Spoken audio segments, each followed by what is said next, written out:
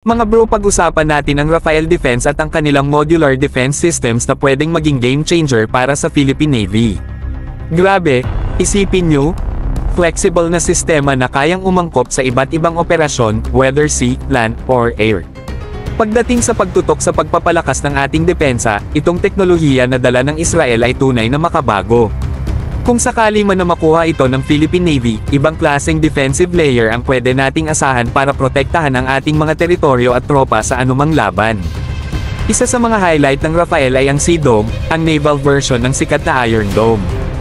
Ito ang solusyon laban sa mga rockets, missiles, at drones na naglalakbay papunta sa ating barko o kampo. Imagine mga bro, kung ang ating mga literal combat force ships ay may ganitong kakayahan, literal na matutunaw ang mga banta bago pa man makalapit sa target.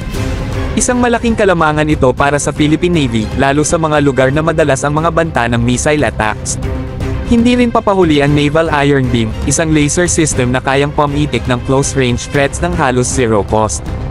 Oo mga bro, laser na may, no ammo cost. Isipin nyo lang ang power nito sa pagharap sa mga mas maliliit na banta tulad ng drones na papalapit sa barko o base. Imbes na gumastos tayo ng mahal para sa bawat missile, ang Iron Beam ay kayang tapusin ang trabaho ng matipid at mabisang-mabisa. Kung makukuha ito ng Philippine Navy, ang benefits ay talagang napakalaki.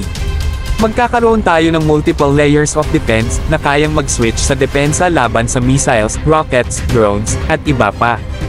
Although medyo may kamahalan itong mga bro, hindi naman matatawaran ang kapalit nitong seguridad at kakayahan sa pakikipagsabayan sa mga karatig bansa na may high-tech defense systems. Sana magkaroon ng government support at proper financing scheme para sa ganitong investment.